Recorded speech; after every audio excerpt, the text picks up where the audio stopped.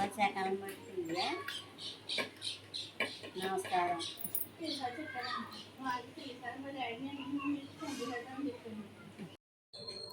ప్రేక్షకులకు నమస్కారం. ఇగండి కోటా బియ్యం. ఇవి అయితే కోటా బియ్యం 2 బస్తాలు అలాగా జల్లించుకో. ఇక ఇలా వచ్చినాయి. ఇగో చూడండి, పురుగులండి, అన్ని పురుగులు, బియ్యంలోని పురుగులు ఉంటాయి. కోటా బియ్యం నిలవ పెట్టుకుంటే పాత బియ్యం అవుతాయి. ఇవన్నీ పురుగులు. ఈ పురుగుల్ని ఇలాగ జల్లించేసుకుని శుభ్రంగా ఏరుకుని మేము వండుకుంటాం. కోటా బియ్యం అయితే మేము అమ్మకుండా నిలవ పెట్టుకుంటాం. నిలవ పెట్టుకుని నిలవ ఉన్న బియ్యం వల్ల జల్లించుకుని ఇలాగా అవి శుభ్రంగా ఏరుకుని 2 సార్లు 3 సార్లు కడిగి అప్పుడు వండుకుంటాం మేము. ఏమండి, కోటా బియ్యం అయితే మటుకు మేము కోటా బియ్యం చాలా మంచిదండి. షుగర్ వాళ్ళకి చాలా మంచిది.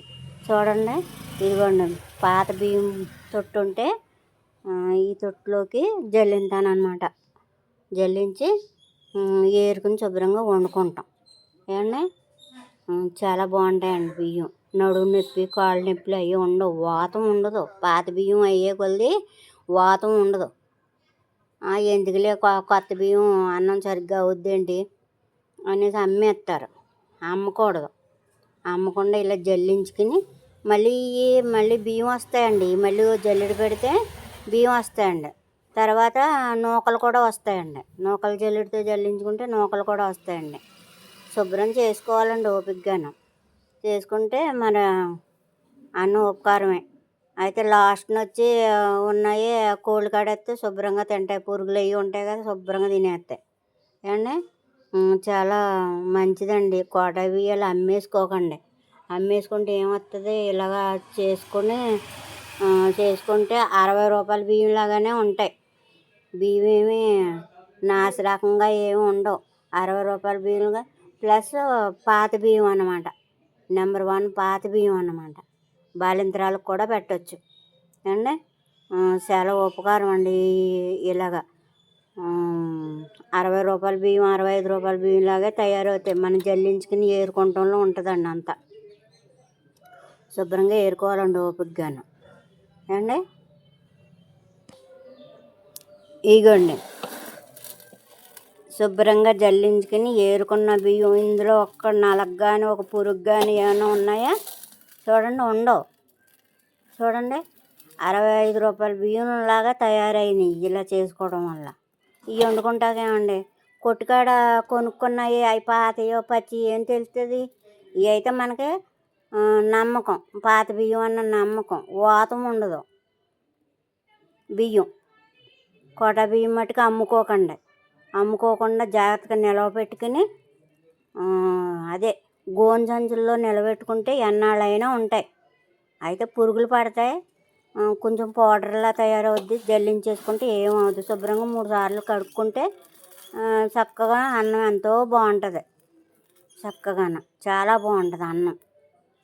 టేస్ట్ కూడా ఉంటుంది అన్నం. ఆ కొట్టుకాడ బియ్యం రబ్బర్ బియ్యాలో లేకపోతే ఏం బియ్యాలో, సేనోవాడి బియ్యాలో, ఎవడి బియ్యాలో మనకు తెలియదు కదా. ఈ నమ్మకమైన బియ్యం. ఇవి నమ్మకంగా తినొచ్చు, హాయిగా ఉంటుంది. కాదు కొంచెం కష్టపడి జల్లించుకోవాలి. జల్లించుకుని ఏరుకోవాలి. ఏమండి, ఇదిగోండి ఈ జల్లెడతోటి 3 గుప్పులు బియ్యం జల్లింతాను. ఎక్కువ పెట్టకూడదు, పురుగులు దిగవు. 3 గుప్పులు 4 గుప్పులు వేసుకుని జల్లించేస్తాను. గండ్ర బియ్యం చక్కగా వచ్చేస్తాయి. ఏమీ ఉండవు, చక్కగా వచ్చేస్తాయి ఈ జల్లెడి. తర్వాత ఇంకో జల్లెడ చూపిస్తానండి. ఇదిగోండి, ఈ జల్లెడేమో నూకల జల్లెడండి. చూసారా, ఈ నూకల జల్లెడి. ఇది ఆ పెద్ద జల్లెడెట్టి మళ్ళీ ఇంకో 2 సార్లు జల్లింతాను. బియ్యం వచ్చేస్తాయి ఇందులో. తర్వాత ఈ జల్లెడతో జల్లింతాను. జల్లింతే నూకలు పురుగులు అన్నీ దిగిపోతాయి. మంచిగా ఉన్న నూకలు మనం పెద్ద జల్లెడ వేసుకుని ఒకసారి నూకలు కడుక్కుని పిండి ఆడించుకోవచ్చు.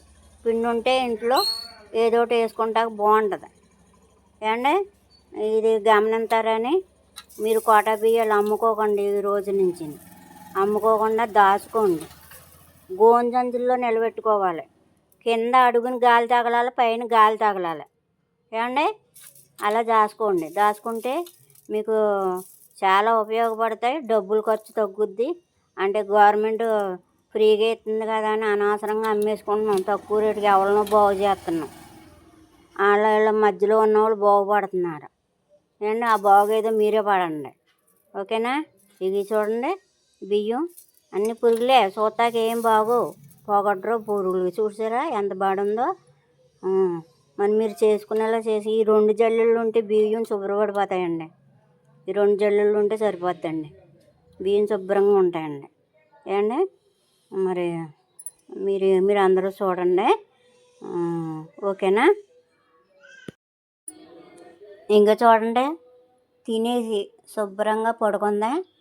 ఏమండి మరి ఈ బియ్యం ఉన్నమాలని కుక్కలకి పెట్టగలుగుతున్నాను. కొన్న బియ్యం అయితే పెట్టగలదునా?